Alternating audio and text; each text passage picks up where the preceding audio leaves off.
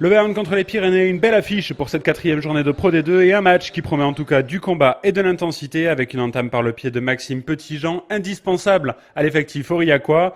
Et d'ailleurs, c'est Aurillac qui est à la manœuvre avec la première véritable incursion des Cantaliens dans les 22 mètres tarbés après une domination du TPR. Le ballon sort bien pour Maxime Petitjean, Petitjean qui trouve McPhee et McPhee qui décale avec une magnifique sautée Jean-Philippe Cassan. Jean-Philippe Cassan qui inscrit ici le premier essai d'Aurillac en bout de ligne. Après 7 minutes de jeu seulement, Aurillac prend les commandes de ce match face à Tarbes.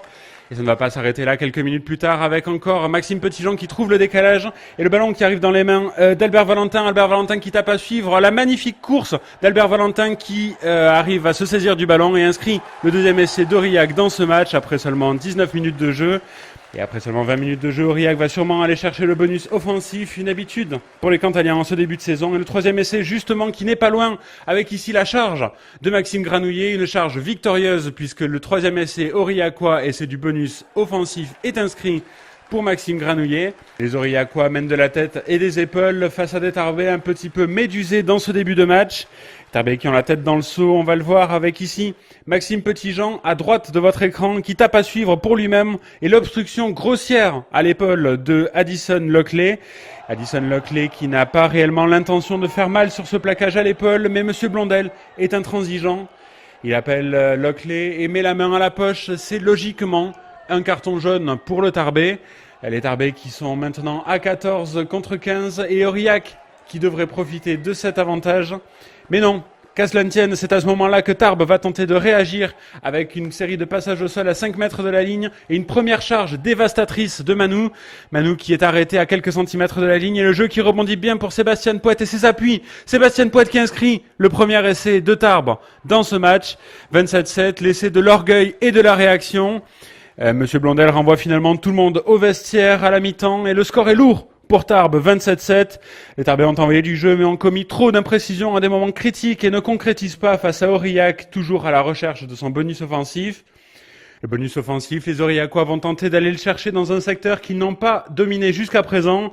Et après avoir été surclassé par les Tarbais en première mi-temps, c'est Aurillac qui va prendre le dessus en mêlée fermée et Monsieur Blondel qui va prendre ses responsabilités et octroyer un essai de pénalité à Aurillac après une succession de fautes tarbaises dans ce secteur.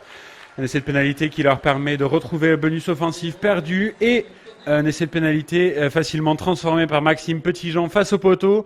34-7, le score est très lourd pour le TPR et ça ne va pas s'arrêter là avec Aurillac qui va tenter de remettre le couvert à l'heure de jeu.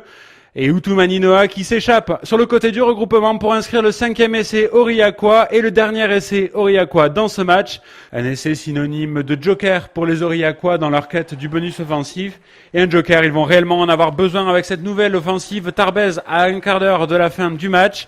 Les Tarbais vont essayer d'envoyer du jeu à 5 mètres de la ligne et passent par du jeu d'avant et des charges à quelques centimètres de la ligne et c'est finalement Addison Lockley qui va inscrire le même essai que les Aurillacois quelques minutes plus tôt en s'échappant du regroupement sur le côté.